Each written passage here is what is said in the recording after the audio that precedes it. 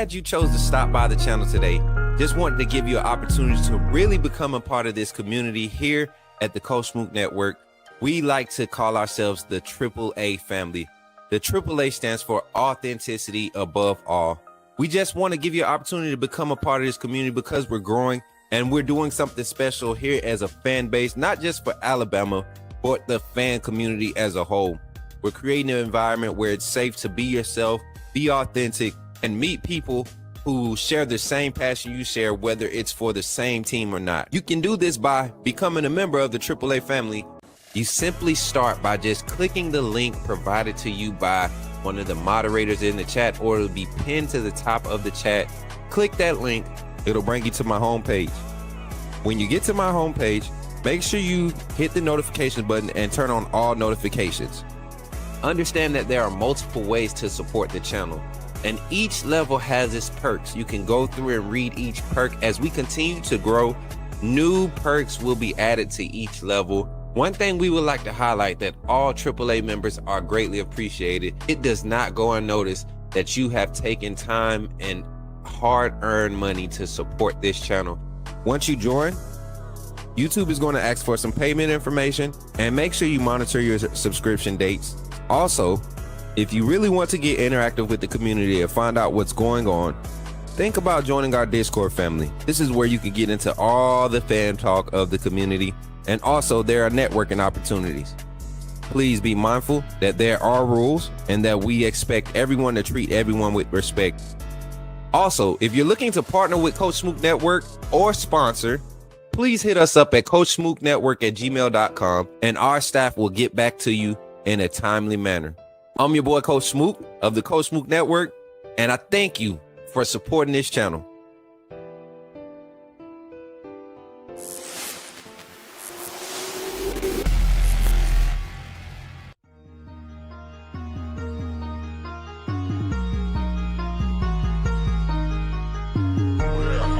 Better go subscribe. YouTube, roll with the tide. I'm down in the gun with Coach Smook. Through the game, roll tide, roll tide. Better go subscribe. TikTok.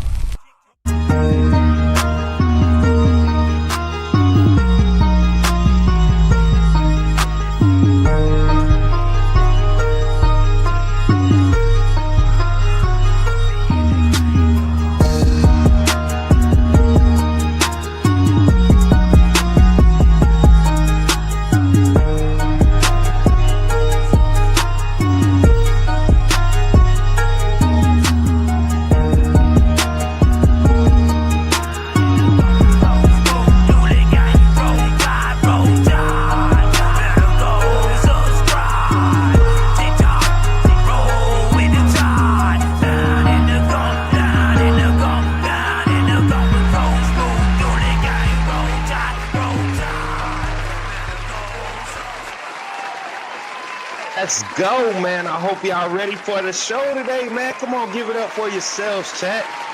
Let's go, man. Okay. I'm back. And now I'm gone. And now we're back. Okay, y'all. We had the wrong layout right there. Here we go. Now we're full screen. What's good, everybody? Good to see everybody in the chat. Thank y'all for tapping in this morning here on the Coach Smook Network. Hopefully you're having a great morning like I am. I woke up early, got started on my day. Hopefully the camera view is looking right. Let me see. Something looks weird, doesn't it? Oh. We supposed to see. We had the virtual background last episode, so we definitely need to get that off of there. But check out the background, man. I think that's pretty cool back there. Add it back there. So we're gonna leave it like that. Welcome into the show this morning, man. Hopefully everybody's having a great morning. I know I am, man. Got up, got to do my prayer, man. Got to call one of my friends, and we definitely had a good morning devotional session. Good discussion to start the day off, and just grateful, man. Just grateful for the opportunity to be here once again with my AAA family. Good to see everybody in the chat, man. I see y'all out there, man. And look, we've been doing some numbers the last few days, and I really appreciate each and everybody's input, their contributions, their support. every like and share, it means a lot. It means a lot. So today, man, we're just going to continue the conversation, our off-season trending conversations, trending topics. And this morning I brought a topic to the head because I think Alabama Nation is really hype coming into the season. After the season 2024 season ended, I think initially, as always, you're going to have those moments where you got that part of the fan base that's going to still have their gripes and complaints. But I think the more that people continue to kind of do their research, I feel like I got flat there. Mic check. There we go. The more I feel like people continue to do their research or get educated on what Kalen DeBoer and his staff actually provide from a coaching standpoint or a cultural standpoint, I think we're starting to see the fan base begin to kind of just loosen their grip on not necessarily the expectations, but the process of how to meet these expectations. So we're going to dive into those conversations here. We're only here for an hour for the morning segment. And then a few quick announcements before we jump into the show. Do not forget, today, I think we're going to move it to 12:30 because you got a lot of high school athletes. A lot of high schools are starting their summer workouts today. So I want these athletes that's submitting their film to the Coach Smook Network or either through Twitter or Instagram. If you're trying to get some exposure for your highlight film, yes, we are kicking off our Check 'em Out Coach segment. We'll be running that daily. We want to try to do it daily. We won't commit to doing it daily, but we want to try to do it daily to where we're reviewing 5 random high school players' highlights. And the more requests that we get, the more that we're able to fill that roster and do more reviews and get your film out there. I actually have some friends right now and some networking relationships that I have right now. And you'll be surprised who's watching your show or going back and watching your show. So for every coach, every high school coach, every recruiter, every analyst that comes in and watches our show, man, and even when it's not even about recruiting, they kind of give their takes. Some of them are Bama fans or some of them are just college football fans, and we have dialogue about, some of the things, some of the takes that I have. For each and every one of you, thank you for supporting, because you all are a huge reason why we're going to be able to create opportunities for these at the next level for these kids. Okay, yeah, I hear the plane in the background. I thought I was tripping, but I'm not. That's definitely a plane. Mic check. Yeah, that's definitely a plane. But with that being said, man, I thank everybody for being here once again. We're glad to just be growing the community, man. I think how many away are we from? I know on TikTok we're like 8 away from 3K on TikTok, and that's awesome because we've only been pushing that for about a week and a half, 2 weeks now. And then on the YouTube side, 3.1K, we're on the road to 3.2K. You all just continue to keep liking and sharing, man. Continue to hit that subscribe button. Subscribing to the channel is free. But as you saw at the beginning of the show, becoming a member of the AAA family is $2.99 to get in the door. Then we have VIP for $49.99. And if you haven't already, go check out the link. We have our new merch that's dropped, the new designs, the new t-shirts. They're ready to play. And the Coach Smook Network put me in the game with the QR codes on the back. Those are available in 3 different colorways. So y'all go check that stuff out. We got a lot of stuff going on here on the Coach Smook Network. But as we get ready to dive into the conversation, man, I want you all to take 1 minute right now. First, let's thank God. Let's come together and give God thanks, right? So God, we thank you for this day. Ask that you bless it. But I also want you to take a minute and go ahead and share this live stream, man. Go share the live stream. Y'all thought I was about to get deep on y'all. Nah, share the live stream. That's all we asking for. Just share the live stream. We beg for likes and we asking you to share the live stream. What's up, Joe? Checking in on Facebook, man. Good to see you, my boy. Good to see you. Jordan, what's good over here on YouTube? And so we're here for a short time. I'm not going to drag it along. Diving into the conversation of filling the gaps at the University of Alabama. What does it mean? What does it look like? And what does it take? Here on the Coach Smook Network, we dive into the conversation. Somebody holler at me and say, put me in the game, coach. I'm ready to get into it. And let's do it, baby.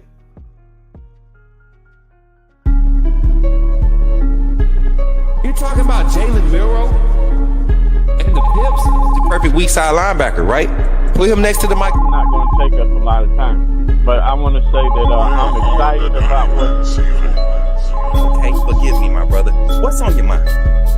Oh, I'm good. I'm just still sorry for all the other content creators now that we have this mega star back in our presence. Yes, sir. Give it up for yourselves, man. Listen, we got a little vibe today. We got people checking in on Facebook. Good to see everybody over there. I don't know why this banner won't come down. I think we're having a little lag, but it's all good. We got a lot of family checking in on Facebook. I see some names in the chat, man. Y'all can see our names over there. My people checking in on Facebook, man. My little bro, man. Listen, man. Back home in the city. Look, man. I'm praying for my city, man. We lost, and I don't mean to dampen the mood, man. And I've been kind of trying to shake this since yesterday. But I lost a very close brother / friend yesterday to another.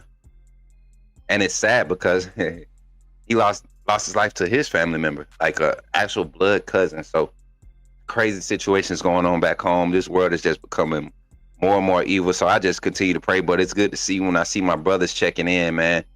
So shout out to my little bro. Good to see you, man. And then we got Jordan Wright checking in. Let everybody listen. Our live morning shows, we're not looking for the numbers live. I'm not even going to lie. These are supposed to be VOD style live links. So it's giving us credit for live presence, but it's also being looked at as a VOD because of the type of viewership that we're getting post live. And I think the more that we continue to do this at a consistent time, 8 a.m., people are going to show up and start tapping in. So let's talk this conversation, man. Today's topic of conversation, y'all want to chat with your boy, let's chat. I think Alabama has a few spots on their roster or from production carrying over to this year where they have to do better. They have to fill the gaps. They have to get better. And there's three positions that I mean, 3 areas of the field of the game that I want to kind of highlight today.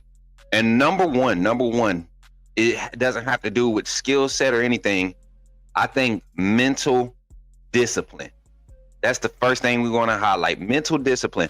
Last year, let me pull our stats up. I'm gonna go ahead and pull my notes up, and I want to highlight these things. Now, 2023, Saban's last year, Alabama was number 42. Number 42 is one of the most penalized teams in the country. They were the number 6 team in the SEC. Number 6 team in the SEC, most penalized country. Most penalized team in the conference. You turn to last year, stayed around the same area. I say anywhere between 6 and 8. You're not doing a good job of being a team that's executing at a high rate. So the mental has to be there this year. It has to be. I don't care what type of skill sets you have available. For the wide receiver room, the quarterback. I don't care who you put at quarterback. They're mentally not there. If the offensive line is not mentally there, locked in to be able to execute every play at 110%.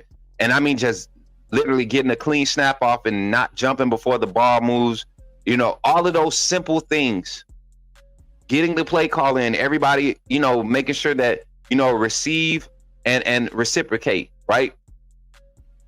We want to receive the call. We want to reciprocate. We want to echo the call on defense. Like all of these small things, that's the first area this team needs to, because we were in a lot of games playing a sloppy style of ball, a sloppy brand of ball. Nowhere near what we're used to, the level of excellence that we're used to as Bama fans, right? Take away all the factors and all the interchangeable factors. You just want to see good football. You don't care about the fact that the staff is changed over and all these things. We're talking about just execution on the field. And that has nothing to do with a staff change or anything or a philosophy. That's the basic thing you learned day one when you stepped out there for Pee Wee ball. It's true. It's true. It's the first thing you learn. Like you learn how to run, whatever. You learn how to, you run a few drills, you sprint a little bit. But then when you start getting your positions, they start lining you up. They tell you, watch the ball. Don't move until the ball moves. So that's the first thing that we got to clean up. We have to clean up the mistakes. Alabama, in the SEC, the number 6 most penalized team in the SEC. And this was on the offensive side. Mary J, if you can give me a clean up the penalties banner, something to go along with that. And don't forget, y'all, let's try to hit our like goal of 25 over here on YouTube. Facebook, continue to run up the reactions, man. And then Twitter, if you're live on Twitter right now, make sure you're retweeting it. Tell them that you're chatting with Coach Smook live, talking Alabama football. So clean up the mistakes. What was one of the biggest things that killed our momentum last season? The third down, lack of third down conversion rate. You know, usually you see successful teams that are able to convert, you know, anywhere from 48 to 52% of that. The great teams are going to convert more than half. But anywhere from 34 to 48%, you're going to have, you're going to be able to look and say, okay, these are elite offenses. And usually the elite offenses, the ones that can execute at a high rate and create explosive plays, they don't see as many third downs as some of your grinded out teams that, you know, play a moderate pace style. So you look at Kalen DeBoer's history and as far as the offenses that have been operated under his tutelage as a head coach, right? The average third down conversion rate throughout his career right now, including the 41% conversion rate from Alabama last year. 41.7, I believe it was. Somebody go check. I think it was 41.7 or 44.7 third down conversion rate. But the overall average throughout Kalen DeBoer's career, including that, is 58.2%. So, and I did kind of like a small scan of what the other teams that he was the head coach or offensive coordinator of, what type of numbers they produce as far as third down conversion. And each year you had a high completion rate from the starting quarterback, and you also a high completion percentage, right? Not necessarily rate, completion percentage. And you also had a generally high third down conversion rate. But the amount of third down attempts in most of these schemes, especially in the second year, it dropped drastically, meaning you're having a lot more explosive plays, or you're just converting one first and second down. You're able to gain first downs. And so another number that we have to pay attention to, that before last year, average yards per play, Kalen DeBoer's offense, Ryan Grubb calling plays, average yards per play was 6.3 yards per play. That's both rushing and passing combined.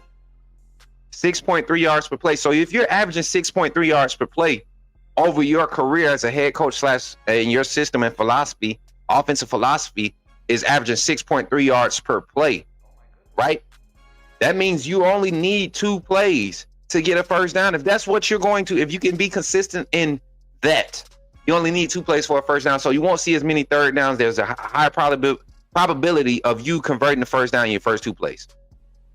And that's an awesome feeling when you know that your system, when ran effectively, can provide that type of production. And this is a accumulated history of stats, right? You're talking about different personnel, different assets, same system being migrated to different programs and different, you know, having to plug and play different personnel and assets and adjust. Third down conversion rate was 47.2. So that's right there close to that 50% mark, even with the struggles. And that goes to show you how explosive this offense was when it was clicking, right? But even with the changes that we had to kind of settle and make with Jalen Milroe's transition into this offense and the lack of the confidence in the quarterbacks behind him to provide that, we had to make do with what we had. But this year, it has to be clean. It has to be clean. The penalties have to get cleaned up. That's my first point. Second point, as we welcome everybody in. What's up? Jason Jackson is in the building. What's up, Jason? What's good, man? Welcome in. Roll Tide in the chat, man. Hey, listen, if you're on Facebook still, man, make sure y'all drop some reactions. Carlos, appreciate the like on Facebook, man. My boy Carlos is a LSU fan, chat. Shout out to the 21 in the chat on Twitter. And then we got 12 in the chat on YouTube. We got 2 in the chat on Facebook. Let's go, man. Y'all turning up, showing some crazy good love this morning. Listen, let's talk about it. Number 2, I think the key to fill the gaps is last year, I want to say around week 5, right after I think Keon Sapp got injured in the Vanderbilt game. Which game did Keon Sapp get injured in? Around that time, I feel like the roster was going through such turmoil in the locker room What's good, Douglas? Good to see you, my brother. Hey, y'all, my brother Douglas that pulled up to the live, man. Listen, if y'all don't know Douglas personally yet, y'all will know him this season. That's my brother. That's my little brother. And he's been a huge part of why Coach Smook Network is a success. He and his family, shout out to the Harrell family, and Roll Tide, man. But I'm gonna talk about this, chat. I look at last year. I want to say right around the Vanderbilt loss, we kind of started seeing the locker room. You started seeing ego start to emerge. You started to see kind of like a separation, a splitting in the locker room, and all the guys that were given the opportunity to make impact that weren't utilizing and taking advantage of that, they were the ones kind of becoming the cancers in the locker room. And you see the guys that stayed, they were kind of the ones kind of showing up and sparking and making plays to end the season, right? But those veteran guys kept, you're going to keep showing up, you're going to do your job, and they kept getting opportunities. And we didn't see really solid production until, after the Oklahoma loss. We go into the Auburn game and you see all the new faces, all the new bodies getting thrown into the rotation, and how deep the rotation was. Some of your older guys were sitting on the sideline that hit the portal. They were sitting on the sideline kind of mad, but we were enjoying watching that level of effort and intensity during the Iron Bowl for Alabama football. If you all disagree, put it in the chat. But I agree. I think this team, I really think this team, once we really turn the page from some of those Saban mentality players that were kind of, calling themselves holding up the standard instead of reestablishing a new standard, right? There's nothing wrong with reestablishing a new standard. You don't lessen it. You can reestablish it. Sometimes reestablishing it, you might take something away and it might produce more. So, Mary J, if I can get a banner, let's utilize our depth. Let's utilize our depth this season. The second most important thing, I think the second key point that I want to highlight, I don't think I'm going to highlight, let's utilize the depth, particularly on the defensive side, especially in our defensive line room. When I say depth, I want to talk about some names in these rooms that I'm highlighting. Right? Let's look at Alabama's depth chart. Let's start on the defensive side because I'm really excited about the defensive front. I look at the defensive line room and I'm talking about the bandit to the defensive tackle, not including the wolf. I'm going to talk about the edge rusher, the edge rusher in itself as its own rotational piece. But I'm looking at the three defensive linemen right on the front. And with these assets available, you can have any combination of the three, in my opinion, any combination of the three across your front, and you're not worried about scheme or concepts or assignments being broken. Now your interior guys like James Smith, and what I think I like James Smith as an end on the edge of my D line sometimes, But I think as far as defensive tackle and nose tackle positions, the 7 or 8 man rotation there is going to be key to the success of the defensive front in general. The energy on the sideline during the Auburn game was just different from the entire year. 100%. You had a lot of young guys going out there and finally getting an opportunity, and it was just max effort up and down the field. But I look at the defensive line rotation, and I say this: you're starting off with your possible starters at the nose tackle and the defensive tackle. You got Tim Keenan. James Smith is probably going to be the guy next to Tim Keenan, and then right behind those guys, man, you got to look. You're looking at Edric Hill, Jeremiah Beeman, right there, and then right behind them, you're looking at guys like Steve Bowler, who's coming over, and they are excited about Steve Bowler. You got Jordan Renard right there, right on that defensive line. Like, they are super excited about the rotation, that 5-6 man rotation that they have right now. And then you got the younger guys, Asaya Fager, like I said, Steve Bowler and Landon Simmons, who just got to campus. You got those young guys ready to be in that rotation. You look at the interior, the names, right? There's 6 names. You got 2 spots on the interior.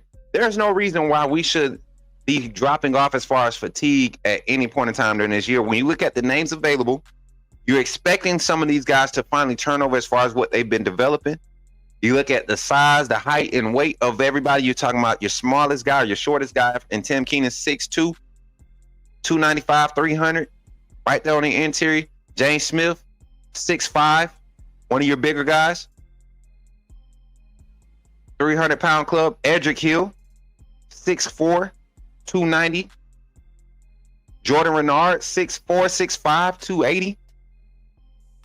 Jeremiah Beeman, 6'5", 300. Like all of these big bodies that can move on the interior, and they're hard to keep your hands on them. They're slippery. Or they could just overpower you. AT, what's good, my brother AT Robinson. T-Rob, man. I missed your call yesterday, man. I was in the middle of a live stream when you called. I had my phone on Do Not Disturb, and by the time I got to it and seeing all the messages I had missed, man, it was late. So I'll get back in touch with you today. We got a busy month of June. So appreciate you for pulling up, man. Roll Tide, see Bama. I see you in the chat, man. Good to see you, my boy. Good to see you. Good to see you. Listen, so looking at that D-line rotation, I think we're good there. We're set there. Also, just talking about utilizing the depth, there is a lot of talent at that bandit position. We're talking about, we label our traditional defensive end, right?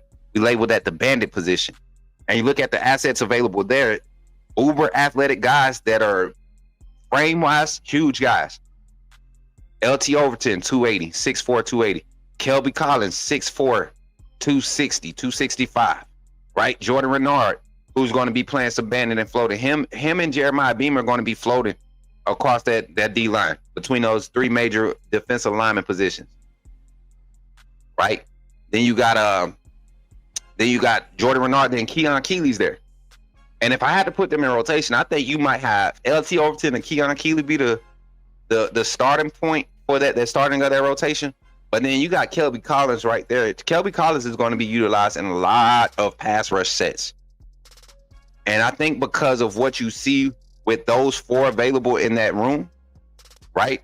We're going to see them when teams try to spread us out.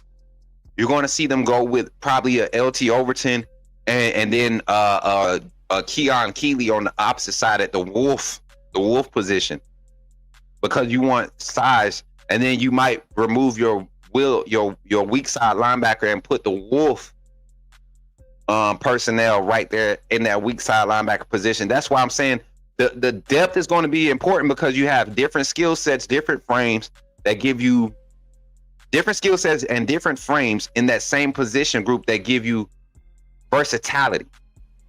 That's what you want to see in every position group, versatility. So I look at the bandit position, LT Overton, Kelby Collins, Jordan Renard, and Keon Keeley. That's a solid rotation there. How do you not play, Keon Keeley, Kelby Collins, and LT Overton, right? Jordan Renard might find himself more so in the interior rotation, but those other three, you're kind of looking at. And LT Overton is already getting first-round draft grades. Highly touted prospect. When he got recruited to Texas A&M, when we got him from Texas A&M, he still was fresh. Like, not a lot of tread loss on the tire. Kelby Collins was a huge piece of Florida's success on their defense last year. He comes to Alabama. Jordan Renard, a young talent that we just been waiting to pop. Probably not even going to be a primary guy to get the pop this year, but 11 going to make some plays. He's going to show some flashes, and because of that, you're going to see the depth. But Keon Keeley is going to be the guy this year. I think 31 is on pace. I think he sets himself apart, and he might create a case to where he can go to the draft with 1 year full playing time. He's that type of talent. Y'all see this year. You remember when they kept hyping Will Anderson up his freshman year, and nobody was believing it until it happened? I think Keon Keeley has always had that hype. I think he could have played and kind of grown through his growing pains. But I think his time and in line and weight is about to come to fruition. Now, more depth spots that I like on the defensive side. We talked about linebacker. I talked about defensive line. We always been talking about linebacker. We've all have been hype about the secondary. I want to say some names. I want to put some names out here. And this is the projected order, right? This is the projected order that I believe this starting groups or the rotation is going to be. All right. Overton and Collins weren't played in the right positions at previous schools. Dylan Durham, I think LT Overton did have the skill set to play that stand-up outside linebacker position at Texas A&M. And then with Collins, I don't think he was an interior. You're right. I saw that he was playing the inside linebacker position a lot, but they also put him on the edge. It had a lot to do with scheme. And but like you said, Overton is a lot more comfortable with his hand in the ground. I think he's a lot more athletic because of his athleticism. They wanted to utilize him kind of like Perkins, over at LSU. Harold Perkins should have been an edge guy his whole career, but for some reason they decided to place him on it as an inside linebacker, and he's athletic enough to be effective there, but that's not where you're going to get his best output, right? So I like it. Talking about the secondary, chat, I want to say, and this is like my starting lineup. This is my starting secondary. At the left ISO corner position, I'm gonna go with Damani Jackson. I think he's going to be kind of like our ISO guy, and I think this year, we will kind of let guys travel, especially our corners. I think the corners will be able to travel, especially if we get lock assignments. I think they will allow them to travel because of the safety play and the type of assets we have in the safety room. So left corner, I like Damani Jackson. Behind him, I like Cam Calhoun to back him up. I know a lot of people think Cam Calhoun is going to kind of, I had the thought, I'm not going to say a lot of people, I had the thought that Calhoun would come in and play the opposite side, but I think he provides that rotational depth to have an ISO guy on that side of the field when Damani Jackson is on the field. Or you get into a situation where you have two big receivers or two quality receivers, and you want Xavier Brown to be your bracket guy, your robber inside technique nickel corner, right? I'm gonna change my mind. I'm going Xavier Brown left corner. Damani Jackson left corner, and I'm going Cam Calhoun right corner. I just thought about something. Xavier Brown to me is your next Minkah Fitzpatrick for this secondary, and he might not play the nickel corner position, but I think he's the only one that when you put him at each position, you're going to get the same clip of production, right? You're going to get the same clip of production. So I look at it and I say, okay, boom. We're not going to push him out of that lineup. The natural spot is for him to go to that rover position. And I know they have, I know they have Deshaun Jones there, possibly, right? But I think that's where we see Xavier Brown get pushed to, and that's why Cam Calhoun gets the opportunity to be the perimeter guy. And behind Calhoun, I think you got Dijon Lee. I don't think that Mo is going to throw Lee into too many situations to be on the ISO side by himself. But at the same time, you got Cam Calhoun. If Damani Jackson goes down, he goes over there. Dijon Lee, Xavier Brown are your next, combo guys on your strong side, covering your receivers, right? And then my starter strong safety, of course, is going to be Bray Hubbard. I like Bray Hubbard in that husky role, being able to roam. And just be that guy, right? Being able to be that guy underneath. He's a great run fit safety, can cover, is going to be a great one high robber type technique safety at the next level. And then Keon Sapp being at the top of the defense is going to be huge, having him back. But I want y'all to pay attention to somebody that's behind Sapp that's going to see a lot of reps this year because of the teams that are going to try to spread us out, and that's Xavier Mincy. I'm telling you, Xavier Mincy is going to probably see the most growth this year as far as his on-field opportunities. If you go back and look at last year, 12 on the field on the defense, a lot of production when he got in the game, a lot of passing concepts disrupted because of his ability to decipher things early in the phase of the play. All right, now let's go to the offense. I want to highlight some depth we need to utilize on offense. Of course, wide receiver rotation is going to be key, but I think the most important depth that we need to solidify and utilize is the running back depth. I really do. We had a comment yesterday, and they said all 6 running backs deserve an opportunity. I won't say that. I think you need to utilize a solid 3-man rotation and one change of back.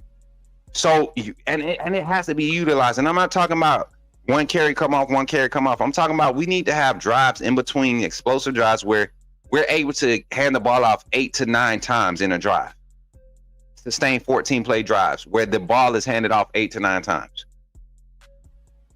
That's when you know that you're utilizing your depth. Let's say, for instance, let's create a scenario where we're talking about Jam Miller starts the game off, and his first 5 handoffs in the first 9 plays are averaging 4.8 yards per play. You remember earlier I said you only need 10 yards to get a first down. So if I get 4.8 on first down and I get 4.8 on the second down, now I'm in a third down, a favorable third down situation to where I can either run it, I could pass it, I could do whatever. If we stay with that for a drive, you all got to understand those drives tend to be more successful as far as producing 6 points rather than drives where you're in third and passing, right? When you don't have 2 consecutive plays of positive gain, when you get off your averages, that's when you start to see problems. So utilizing depth in the running back room is going to be key, keeping those guys fresh. You want guys not just running into their blocks, but setting up blocks. You want guys that's going to be able to pass pro. So when we go hurry up, which Ryan Grubb is very keen on saying that they would speed the game up a lot more this year, right? To get more plays in, to get more pass attempts. So I love the type of depth that we have. Jam Miller being the helm, being the bell cow for that room. Richard Young probably going to be 1B. And I think Daniel Hill is RB2. Dre Washington is going to be implemented. He's going to be utilized, but I think more so in the red zone. He's going to be more of your hard-nosed runner that's going to provide that physicality style, right? But also H-back. I think he's going to be using more of an H-back style of role. But I really truly believe Daniel Hill is your third guy. Daniel Hill is a big back that has soft hands, and that's what's going to make him make him versatile.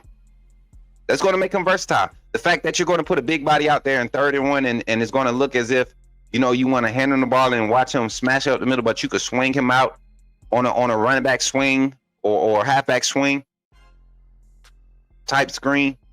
And now you're expecting a safety or a DB to get out there and go one-on-one with this 6'3", 240-pound running back.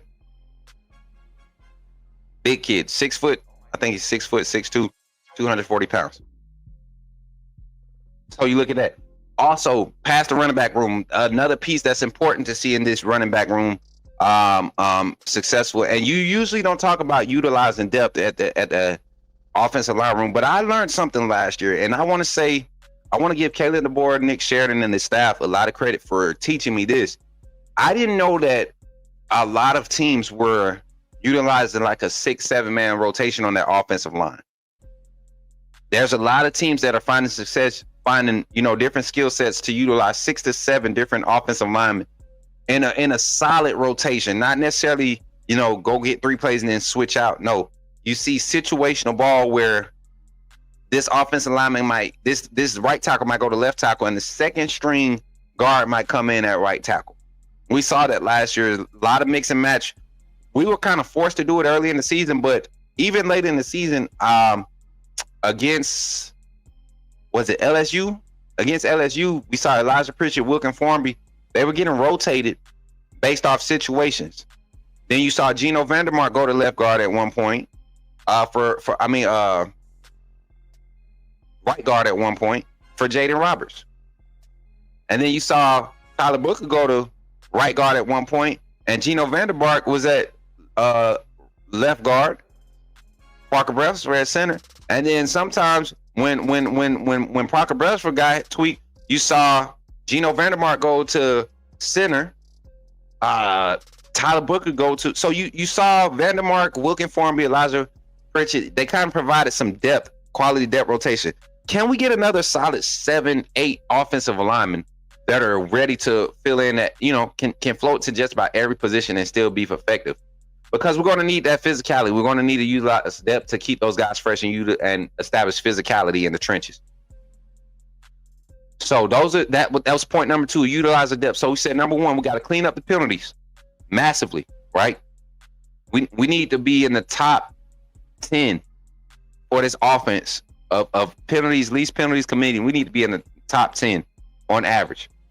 We can't be averaging 12 penalties a game and expect to win a national championship or to win a conference. Saban's national championship team, an average of 6.7 or 6.9, I think it was. So the worst you would see Saban's team penalized during those national championship seasons was 7 penalties. We haven't. We were celebrating last year when we had a game where there was only one penalty. As a matter of fact, which game? I think it was the Missouri game. We had zero penalties. Zero penalties called against Alabama in the first half. I think it was in the first half, and the first penalty was in the second half, and it ended up being like 2 penalties against us. One false start, and then there was a defensive pass interference by the second string team. But that first half, 0 penalties. And you see how that game was carried through in the first half? I think that's going to be huge. So clean up the penalties, utilize depth, and finally, number 3, we have to play free. When I say play free, if there's a lack of understanding of what's being asked of you, not necessarily the play call, but what's being asked of you in the play call, then you're not going to be effective in either one of these schemes. And I think that could be said for all schemes, but I think for particularly because of what this staff is demanding going into year 2. And when I say play free, they're not going to. I don't think this staff is going to extend or draw out a process with players once the season kicks off. For example, if Ty Simpson is listed as the starter and he comes in against Florida State and he has a struggle game, but we win 34-18, something like that. But it had the feels of having the ability to be a 52 to 10 game. And if we can look at the game and honestly say that the quarterback position was the struggle or the offense was the struggle, I don't think that Ty Simpson is going to have until Georgia game week 4 to really correct it. I think USF game is going to be a challenge. You know, it's going to be a challenge. Can you get better and can you produce better than you did last game? Right? And I think that's going to go for also.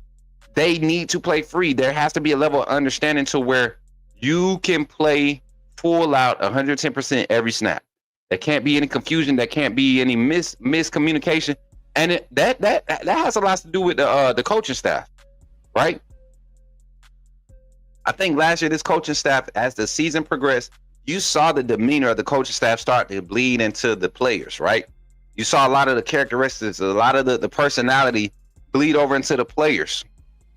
And it started to transpire on the field. The Oklahoma game, the amount of pouting and all of that. If you all remember the Tides that bond the series, y'all remember that was after that Oklahoma game. As a matter of fact, after the Vanderbilt game was when Jamarcus Shepard kind of snapped on the receivers in the receiver room.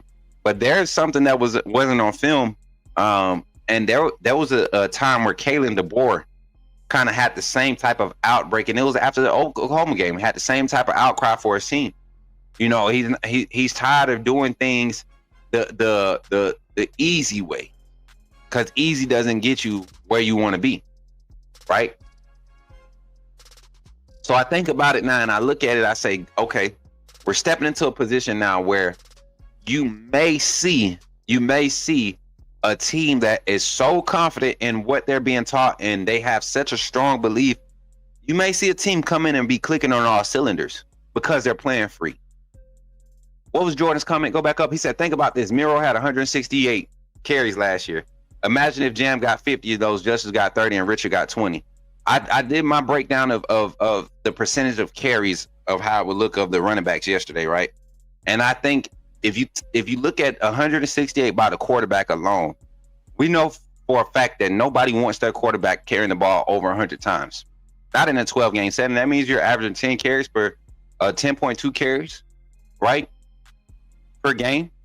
That's a lot. That's a lot for you to expect your quarterback to take those hits or put him in position to take those hits and be successful. So I can't wait to see the running game utilize the running back room. Dino says, I don't think our TD to any interception ratio in the second half of the season will be what it was, regardless of who the QB is. You mean passing TD to interception ratio? Because we still had a solid TD. Oh yeah, well you said passing TD. You said TD to interception ratio. I was just talking about scoring to turnover ratio. That's what I was thinking. And yeah, you're right. I do think the passing TD to interception ratio is going to be a lot different just because of the play call, though. The play calling is going to be a lot different. We won't see the overdose of you won't get an overhaul of play action reads and RPO. A lot of things are going to come off of just traditional vertical passing concepts, and it's going to be based off of leverage. You know, how guys are aligning pre-snap. Pre-snap motion is going to be a key. I can't wait to see all of the eye candy fully displayed this season on a more consistent basis. And in order to do that, you really have to play free. I can't imagine Ty Simpson executing his offense, you know, overthinking it. This is a simplified, effective offense. It's been productive for years. All you gotta do is get in and execute and do what you've been taught to do what you've been developed to do, and that's execute your job. And so today we didn't dive into any schematics or anything like that. We just wanted to highlight 3 primary things that I believe, Coach Smook believe, that Alabama needs to fix those things. Let's fill the gaps on these 3 things, and we'll see a totally different result. I think if you fix those 3 things, the other things get fixed on the field. Not dropping passes, not fumbling, no false starts. If you correct the penalties, if you have your mental locked in, if you play free, you could produce at a higher clip. And we're talking about factors outside of that help you do that. Let's think about it. This staff is in year 2. They got a lot of players. You see the relationships building. What's up, Rob Baker? Good to see you over here on this YouTube side, man. Good to see you, man. But you look at how everything is kind of lining up, and you can't help but think that this staff, this team, is going to have an opportunity to really change the trajectory of what this Alabama football roster is able to produce. So if you enjoyed that, man, make sure you drop a like on the stream. Make sure you share the stream. I want your thoughts in the comments, man.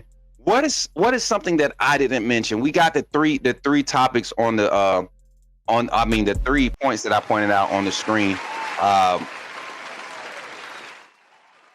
We got to clean up the assignments, clean up the mistakes. Number 2. What was number 2? Oh, I forgot. Clean up the mistakes. Number 2, utilize the depth, right? And then number 3, we had it to play free. To play free. Play relentless, play free. Play with a level of confidence that, and we say this, but we don't want to see people making mistakes at 100% next season. This is the year where you should be, your mistakes should be minimalized, right?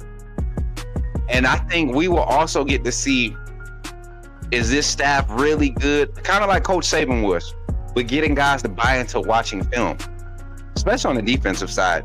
There was a lot of times last year, not last year, during the Saban earlier, especially early in his tenure, it was like you saw defensive backs running the routes for the receivers. You saw linebackers beating offensive linemen to run gaps, just shooting gaps, seeing different pre-snap motions and knowing what was going to be there. Alabama's going to get back to that. Utilizing the depth is going to be huge, and playing free, that's more so for the new starters. Guys like Rico Scott that's going to be coming in and playing a huge role this year. Jalen Hales getting back on the field, playing free.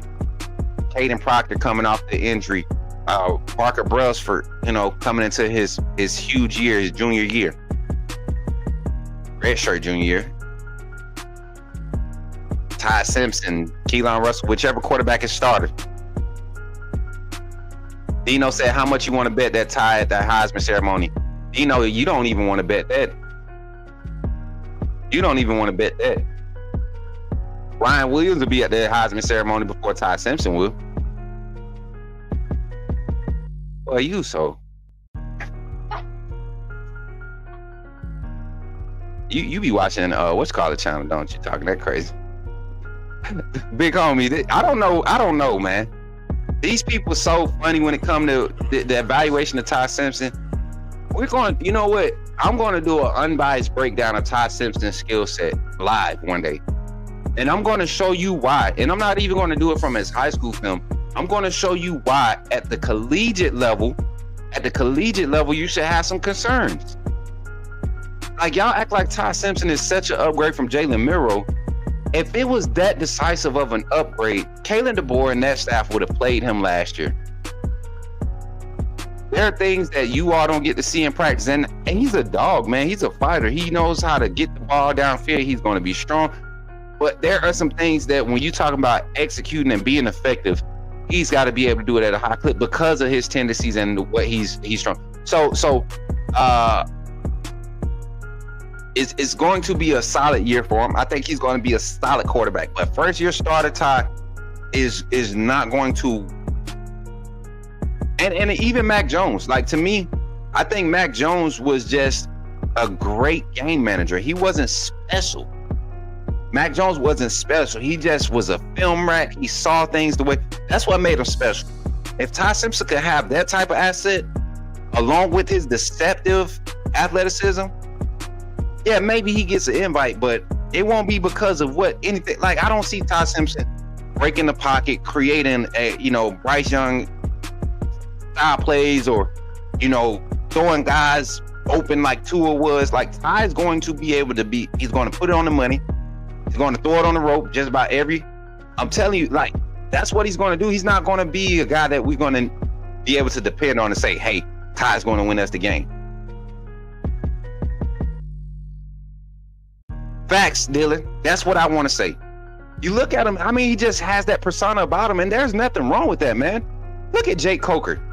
Jake Coker was not going to go to the NFL and be anybody's franchise quarterback. But for what Lane Kiffin needed from him that year he started, he operated that system. Same thing with Mac Jones. I don't think Mac Jones is going to be a top 5 quarterback when his NFL career ends. I don't think he's going to be a top 20.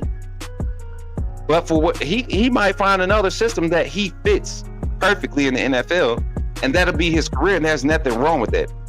But you're talking about somebody that knows the game and is smart. Ty Simpson, very smart. Ty Simpson will throw a bad pass and tell you that he's throwing a bad pass just to see. Like, that's the type of mind he has. He doesn't really have a filter or a blockage of, like, that's a bad look. He feels like he could make every pass, and that could be a problem. That could be a problem when you have play callers like Ryan Grubb, Kalen DeBoer calling your offense. That could be a gig that they don't want to see. Somebody else, Gus Malzahn, Hugh Freeze, they might like it. I said I'd take the bet.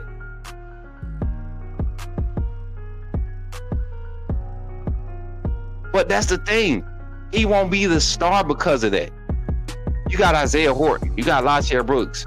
I would even bet and say Richard Young or Jam Miller, the lead back for the room, will have more Heisman looks than our quarterback. Neither one of our quarterbacks is getting an invite to the Heisman. I don't care who starts. Keelan Russell can go out there and go crazy as a true freshman. He won't get an invite. I think the quarterback this year is going to be a 3,500 yard passer, because the second string quarterback is going to have an opportunity to get pass attempts. So they won't be a 4K passer like you expect the Heisman running. I don't think any quarterback in this room is capable of getting close to 1,000 rushing yards like Jalen Miro was last season. So I'm not opposed to the belief that he can go, but I just don't see it. And Dino, I wish I could give you my glasses and let you see Ty in practice compared to Keelan, and the fact that there's no separation from a fourth year collegiate guy and a true freshman. Now listen to me. If Ty Simpson is an AJ McCarron type player, we'll be straight. I say he don't have to be AJ McCarron. Ty Simpson can be Ty Simpson could be I ain't gonna do that, because he ain't nowhere near that skill set. He way better. You right. He can be Greg McElroy. Ty Simpson can be Greg McElroy. We know Greg McElroy had a horrible arm. He wasn't athletic. He just was smart, in my opinion. Ty Simpson could be John Parker Wilson. Ty Simpson could be John Parker Wilson with the assets around him, the offensive line around him, the wide receivers there. Ty Simpson could be John Parker Wilson. And y'all know I can't stand John Parker Wilson as a football player. Great guy in real life. I've had the privilege of being on a panel with him when I was at the Bama Standard. But y'all know I ain't never liked John Parker Wilson, even when he played at Hoover. Trash, in my opinion. I don't know how all that hype was behind him. And a lot of Bama fans hate me for saying that because he Bama grown and all this. I don't care. Turn the film on. That boy was not good. He played at Hoover with nothing but recruited superstars back when recruiting was hard to do. Hoover and Coach Props dominated high school football. Y'all remember that show, 2 a Days? Exactly, big homie. That's all the quarterback gonna be asked to do. John Parker Wilson in this system would have been great. As an FSU fan, I don't look forward to this game. Going to be drunk by 5 p.m. Hey, as an FSU fan, I think you need to go back and look at your roster, though, man. Go look at your roster. Florida State has an opportunity to really. I don't think y'all beat us, but y'all have a better year than y'all had last year. A way better year.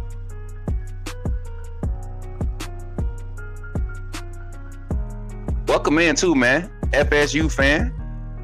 Like the stream. Subscribe to the channel if you don't mind. If you don't mind, my brother. And then while we're here, let's talk about this, chat. We're growing. We're growing. Let's see. Yeah, we're growing. Oh, somebody got mad and unsubscribed from the channel. Hey, somebody sent me a message that said, hey, just so you know, I unsubscribed from your channel. Thank you. Does that mean when I be telling people thank you? Thank you for letting me know. So let's put the live counter up there, see if we get some more subscribers while we're ending the show. Just to close it out, small talk, chat, small talk here on the Coach Smook Network. So today we discussed those 3 points. And I think they're going to be key as far as us being successful in what we do as Alabama jumps into this 2025 season. Florida State, we'll just talk about Florida State. Small talk, here we go. Played against JPW my 10th grade year. Wasn't he garbage? He just had all them dudes around him. 5 likes to hit our goal of 25. Come on, get those goals up. Get those like goals, man. Y'all make sure y'all tap that screen, man. Tap that screen, tap that like button. If you over on YouTube, hit the like button. If you're over on Facebook, hit a reaction. Why my mouse not moving? And then if you're over on Twitter, go ahead and retweet it. We got 27 in the chat on YouTube, 28 in the chat on YouTube, 36 in the chat on Twitter, and we got 2 hanging out in the chat on Facebook, so y'all can see if you like it. Alabama versus FSU, August 31st, 2025. Coach Smook and probably an entourage, man. We're gonna have a little entourage of a crew of people pulling up to Tallahassee. We're gonna drive down to Tallahassee. We're gonna tailgate. We're not going inside the stadium. Y'all know I can't stand being in the stadium. I'm not paying $40 for a hot dog. I'm not even playing. I'm not paying $40 for a hot dog when I could be outside tailgating, enjoying the interactions with some more passionate fans. So I'll be in Tallahassee with the crew. AAA family, if you want to join, get in Discord. That's where you're going to get all the information for traveling, lodging, where we're going to be at, the activities we're going to do that morning before kickoff, that evening, where we'll be at, where we'll be hanging out at. It's going to be a vibe. We're going to be doing some vlog style content. We'll be live on the Smook Hines page throughout the day. We'll do our post-game report from a location. We got some stuff set up there. So it's going to be fun. It's going to be a vibe, and I can't wait to do it. So if you want to be a part of that, let me know. But let's talk about what FSU has available. And this is why I laugh when people try to talk trash about other teams. And I try to have this realistic approach, right? This realistic approach when I talk about these teams and what they have available. So I look at FSU's offense, something that they are very, very concerned about. A lot of the fans are concerned about the offense. I look at what you have available as assets. You got Elijah Moore, one of the nation's top wide receivers. You got him out of the portal. I mean, you got him, right, coming back as a red shirt. You got LaWayne McCoy. Showed some flashes last year. Didn't get a lot of opportunities because you had a trash quarterback. But he's coming back. But then you go in the portal and you get Squirrel Wright. If you don't remember Squirrel Wright from Tennessee, he ate Alabama up 2 years ago. Forced Saban into retirement if you let Tennessee tell it. But then you got junior transfer Deuce Robinson. Deuce Robinson is a guy. He's a day one ready guy. And I know we didn't get to see Malik Benson. We haven't seen Malik Benson really thrive at the collegiate level yet. But Deuce Robinson gives me Malik Benson type of vibes to where you're just waiting for him to pop, wait for him to finally step out. So I'm not saying that you all have like a crazy talented roster, but you have options out there. Got a lot of transfers on that front, the offensive line. That's going to be hard to figure it out. But I think by the end of the season, your team, Florida State will be a competitor in the ACC. Quarterback position, I don't trust your quarterback, but you got Gus Malzahn, right? You can't go wrong with Gus Malzahn. He's going to find a way to make it work. And then of course you got rewarded with Roydell Williams coming back. Hopefully he can stay healthy. But I like Cam Davis and Singleton right behind him. I like both of those guys behind him. They both got some experience on them. And I think, honestly, if Roydell can't stay healthy, you don't mind losing Roydell. And then the defensive front, you guys got nothing but athletes across your first front. The depth is going to be a problem for y'all. Jaden Jones is sitting on that roster. Can he come in and actually turn his career around? If you don't know the name Jaden Jones, just do some research on his history, right? And his recruitment. I think he was a 4-star, right? And then your secondary, y'all got a lot of guys that's names, not necessarily production, but names is in that secondary. You talking about Charles Lester, you talking about Shaheem Brown, right? Earl Little is still in that secondary. The true freshman, Max Redman, I like him too. Haven't heard anything about him on campus. Is he at campus yet? So, and then I think you're really going to have to find out who your boundary corners are going to be early, and we're going to help you find that out. Alabama going to help you find that out. So I think this is going to be a better game than most anticipate, and I'm excited about it. Yo, if you're not subscribed to the YouTube channel, let's see if we can get a new subscriber on the channel, man. Underground says, I like to just finish in the top 25 and go to a bowl game. We close to finding out. Oh yeah, 100%. Good morning, Tuda. My sister tapping in. Yeah, Benson transferred to Oregon. Yeah, that's what I'm saying. They get another asset like Benson from Deuce Robinson. Didn't Deuce Robinson come from like Kentucky or Tennessee? I mean, not Tennessee. Where did he come from? Or was it USC? Deuce Robinson? Because I remember when Deuce played at Pinnacle High School in Arizona. Big body receiver. I think he like 6'5", 6'6", something like that. Bentley boy said, if you broke, just say that. Bentley boy, Bentley boy, you gonna pay $40 for a hot dog? Talking about if I'm broke, just say that. How about if you a just say that? Lame. Well, you so lame, boy. Get out of here, bro. I can't stand when folks do that, bro. Pocket watching. It's usually the pocket watching folks that think they got money that really ain't got it. Y'all remember that. Learn that lesson. USC, he was a 5-star. Deuce Robinson, he was a 4-star. I think he was a 4-star out of Pinnacle. I know he was a 4-star wide receiver in that class. 2024 class. I'm sorry, y'all. I get tired of haters popping back up. They be on their other channels talking stupid, giving their humble opinion, agreeing with their humble opinions. I get tired of them, bro. I get tired of them because they don't bring nothing to. Anyways, that's our show for today. We done hit our hour mark, man. Thank y'all for tuning in today, man.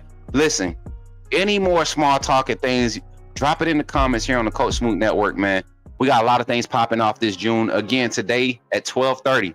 No, we're going to go at 1:30 Central Standard Time, 1:30 p.m.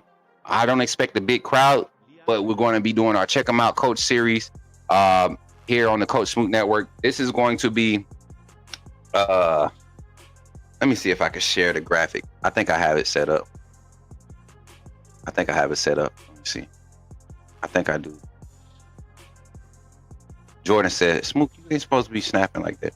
I've been doing better, man. I just get tired of folks playing, bro. Bentley. And you got a picture of a Bentley. You know you broke. People think wealth is determined by what you have in your bank account. But wealth is determined by what you can create that can create value for you.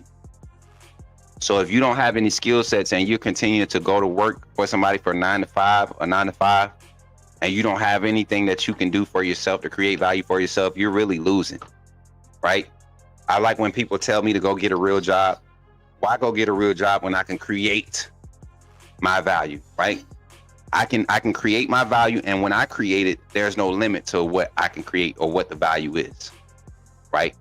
Because, right, right. Because if you look at it, if I could create enough value with my product to handle this, that means I can find a little bit more. I could implement a little bit what I'm doing more at a higher level, at an intenser rate, at more intense rate, to produce greater. In hindsight, right? If we're just talking about it from a common sense standpoint, right?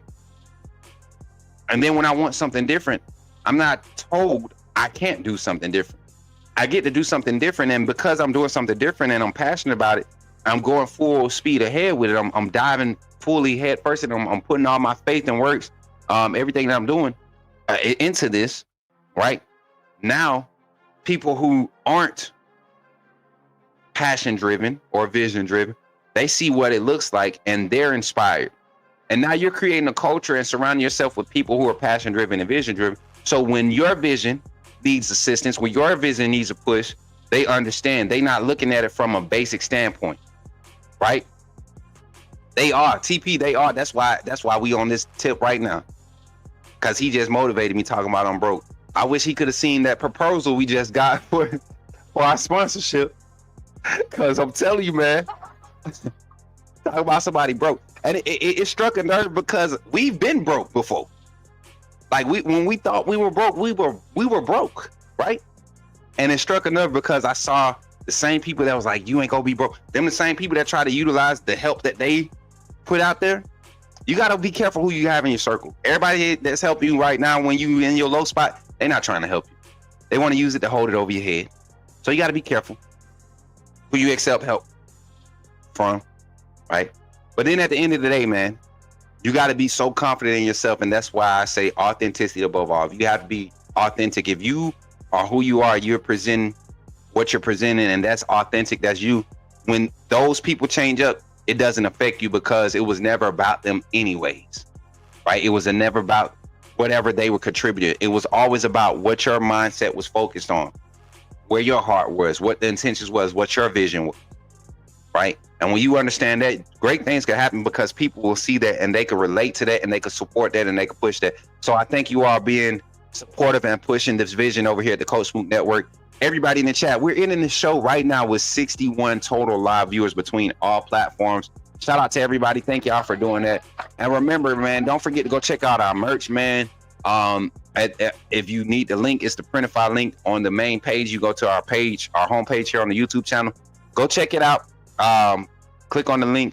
Like I said, I think I might have to create a new link to get our merch back up because it's not showing the new prints, the new t-shirts. So, but we got the new designs up there. Shout out to all of our sponsors. And thank you all for hitting that 25 like goal today, man. We always want to try to hit 25 likes while we're live within that hour and 15, hour and a half segment. So thank you all for continuing to hit that. Bama Fan 95 checking in. AAA fam, he checking in. That's my boy, man. Good to see you pulling up in the chat. But also, don't forget, man, go check out the VODs, all the clips that'll be being posted. Y'all know Tuesday through Saturday is when we do our overhaul of posting clips. If you called in on the call-in show, your clips probably be posted Wednesday, Thursday. Don't forget, tonight, we will be live on the Voice of College Football, Alabama. VOCFB, Alabama. If you have not subscribed to that channel, go and subscribe to the Voice of College Football, Alabama on YouTube. Go hit your notifications, turn the notifications on so you can have another Bama, a quality Bama platform to follow. But also, you know where your boy Coach Smook is, where Smook Hines. And over there, I'm going to be Smook Hines. You know, when we step outside of the network, we're going to be stepping into our team reporter / analyst full-time role next season for the season. So you all be ready, man. We're stepping into that role again. And that's what I'm saying right now, Coach Smook. That's why we're able to really shake it up, because we're going to have to be our side, our Smook Hines on that side, and then we can be Coach Smook here, you know. And not saying we got split personalities, but you're dumb if you don't think authenticity doesn't mean I'm able to go and adjust and fit into rooms where I know I'm supposed to be, right? I can blend. I don't have to be the center of attention. I can blend. I love blending. I feel like when I blend, I'm able to expand more. I'm able to touch more. And so when it's time for me to step out, I've touched enough people to where when I step out, I'm not stepping out by myself. And that's where we are with the Coach Smook Network. So I'm grateful. Shout out to Courtney Morgan and Walt Brock, man. Two encouraging gentlemen, big brothers on that staff, man. Got to have personal conversations with these guys. I'm blessed, man. Haters, keep getting mad. Keep hating. Keep talking about me, please. Please don't stop talking about me, Piano Man. Please don't stop. Somebody here. Please don't stop talking about me, KB. Please don't stop talking. Like, for real, man. Everybody. That whole little panel over there, man. Please don't stop throwing in silver manuals and talking about us in your group chats. Please keep talking about us. Somebody literally gave me an opportunity because they said they were in a group chat they was talking trash about something that I put out. Like, I got an opportunity behind that. So I'm telling y'all, I'm a living witness, and I hate that I got into this drawn out part, but this is encouraging somebody. Some of you are probably working a job that you hate and dealing with somebody that you strongly dislike just to pay a bill, right? But you sitting there, you got a t-shirt printing business, you got a computer maintenance business, you got you DJ, you got entertainment qualities, and you're not investing them. You keep picking it up when you need a little extra money here, a little extra money there. But what you doing, your passion or something that you do on the side, if you really took some time and focused on that and stop giving so much energy to the negativity that comes from your job, your 9 to 5, or the people that's hating on your career or hating on your life, if you channel that to the things that you have a passion for, watch what it do. I can tell you what it does. What it does, it takes your YouTube channel from 2.6K followers, losing 14 to 20 of them in a matter of a 2-3 day time span, and gaining over 1,000 in a 2-month span. Like, that's what authenticity does, right? When you're driven and you're dedicated to your passion, it allows you to see your enemy, be in the presence of your enemy, and still speak and be who you are. Make them uncomfortable by being authentic. Yeah, enemies, that's what we call them, enemies, haters. And you need them. I love the fact that they tried to pull that mess. I love it.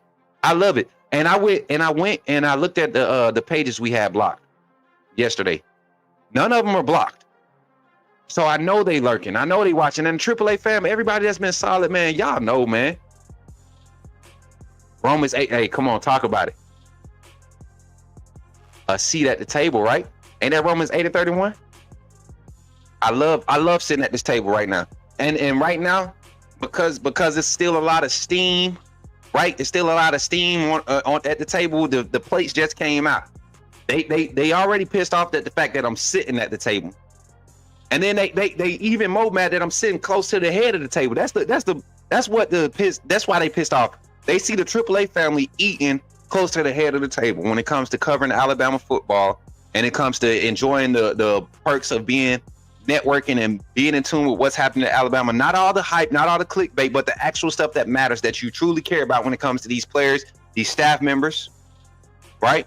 They're scared of that. Why? Why not come and learn? And why not say, hey, what are you doing there?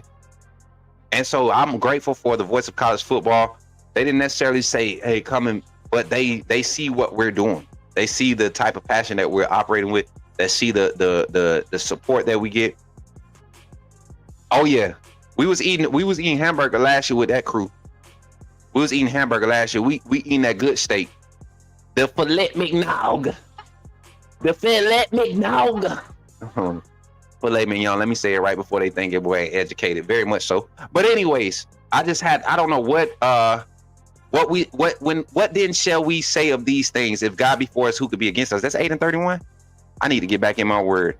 As much praying as I do, I do want to. Oh yeah, that's why I wanted to ask y'all too, chat. Who would be open to joining? We'll be collabing with some other communities, but I don't want to host it on this channel. We won't host it on Coach Smook, but the Smook Hines channel, make sure you subscribe over there. We're going to be hosting some kind of interactive devotional type things throughout the day on Tuesday afternoons, starting in August, I believe. Tuesday afternoons from 12 to 12:30, to where we'll bring on guest panelists. And it is not necessarily going to be Christian based every time. You know, it's not going to be scripture based every time. Sometimes it's just real life discussions with the intent to inspire. So if you haven't already, go subscribe to the Smook Hines channel. We're going to be doing that. We got our live access over there because y'all already follow. Go follow the Coach Smook Gaming page so we can start going live over there instead of just on TikTok. Because I know a lot of y'all scared of TikTok. So go subscribe to the Coach Smook Gaming so we get the followers up over there. We're going to be posting a lot more clips, man. Today, if I don't go live at 1:30, because we got more confirmation that more of the guys that I want to do highlight reviews for, they'll be able to watch our show tonight.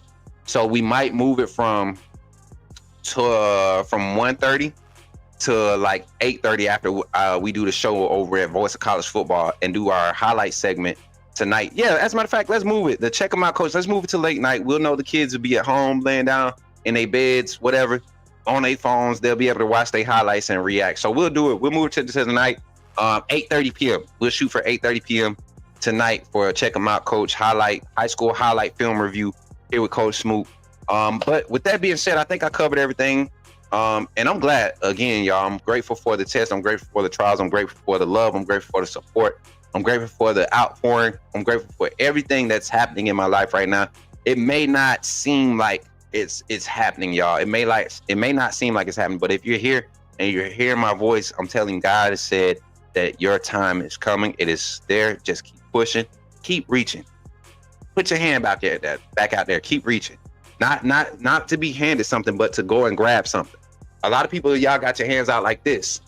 You need to put your hands out like this. You need to stretch out and try to grab what you're reaching for. Keep reaching and keep grabbing. You see how them fingers? I'm just missing a little bit. Sooner or later, you're going to get that push from God and you're going to be able to reach it. And when you grab a hold to it, you ain't going to be able to let go because you trusted the process. You kept reaching. So with that being said, I just want to thank everybody for tapping in today and showing love to the Coach Smook Network. I'm telling y'all, man, God is so good. He's so good. And if you have not subscribed or become a member, think about doing that. And don't forget to follow us on all the other channels and socials on every platform at Coach Smook. And with that being said, remember, when you see me in the streets, holler at me and say, put me in the game, Coach Smook. I'll catch y'all on the next one. Y'all be blessed and roll tide. Glad you chose to stop by the channel today. Just wanted to give you an opportunity to really become a part of this community here at the Coach Smook Network. We like to call ourselves the AAA family. The AAA stands for authenticity above all. We just want to give you an opportunity to become a part of this community because we're growing and we're doing something special here as a fan base, not just for Alabama, but the fan community as a whole. We're creating an environment where it's safe to be yourself, be authentic, and meet people who share the same passion you share, whether it's for the same team or not. You can do this by becoming a member of the AAA family. You simply start by just clicking the link provided to you by one of the moderators in the chat, or it'll be pinned to the top of the chat. Click that link. It'll bring you to my homepage. When you get to my homepage, make sure you hit the notifications button and turn on all notifications. Understand that there are multiple ways to support the channel, and each level has its perks. You can go through and read each perk. As we continue to grow, new perks will be added to each level. One thing we would like to highlight that all AAA members are greatly appreciated. It does not go unnoticed that you have taken time and hard-earned money to support this channel. Once you join, YouTube is going to ask for some payment information, and make sure you monitor your subscription dates. Also, if you really want to get interactive with the community and find out what's going on, think about joining our Discord family. This is where you can get into all the fan talk of the community, and also there are networking opportunities. Please be mindful that there are rules and that we expect everyone to treat everyone with respect. Also, if you're looking to partner with Coach Smook Network or sponsor, please hit us up at coachsmooknetwork@gmail.com and our staff will get back to you in a timely manner. I'm your boy, Coach Smook of the Coach Smook Network, and I thank you for supporting this channel.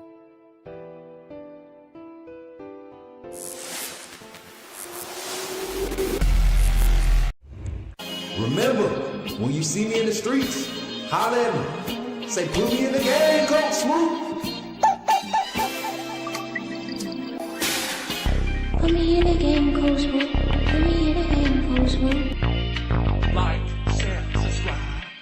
You know we keep it live. Put me in the game, Coach Smook. Put me in the game, Coach Smook. Put me in the game, Coach Smook. Put me in the game, Coach Smook.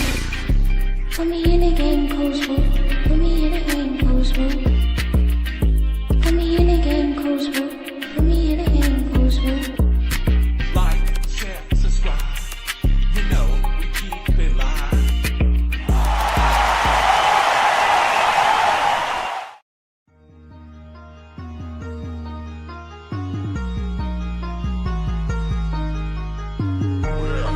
Better go subscribe. You do roll with the tide. I'm down in the gun with Coach Smook through the game. Roll tide, roll tide. Better go subscribe. TikTok.